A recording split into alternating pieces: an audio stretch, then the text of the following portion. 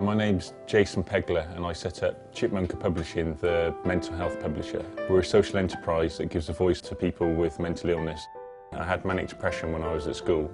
For several years I was in and out of psychiatric wards. I was in 4 different psychiatric wards and spent over a year in hospital and 2 years suicidal.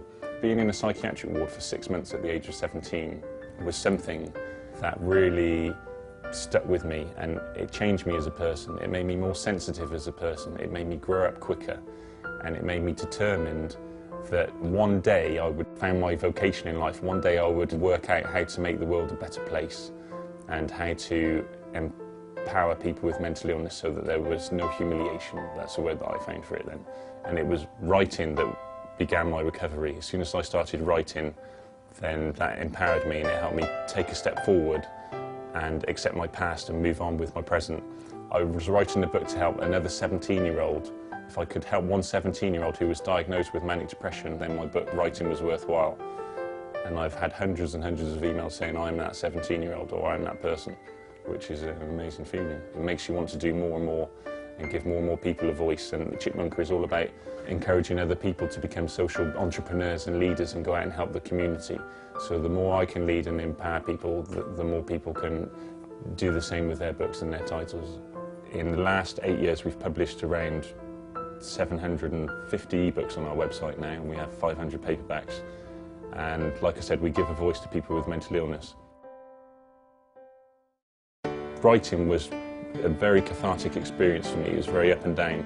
It was like looking in a mirror at myself, accepting what happened to my past. Being published was like drawing a line in the sand and being able to move forward in my life.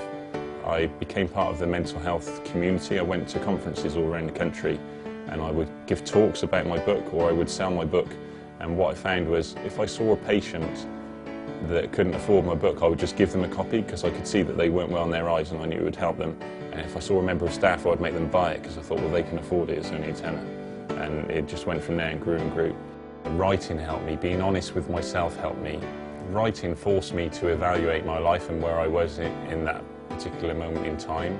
I eventually had to make the decision to have the emotional strength to power my way through, to improve my life, to conquer the fear, to face the fear and to move on with whatever the issues were in my life.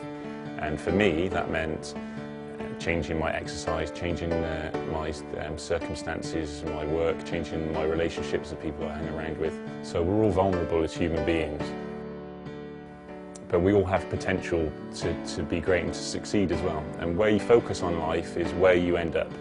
I'm very sure of that. So the idea is, if you're in a negative mindset and you're feeling trapped, you have to somehow break this pattern and start positive thinking and really snap your way out of it and be forward. Thinking positive, being positive, exercising, making goals, imagining a happier self. You can change, and if you make a 1 degree shift one day, then that 1 degree shift is a very powerful tool over weeks, years, months. So anyone there who's out there and they feel alone, they feel desperate, there is hope.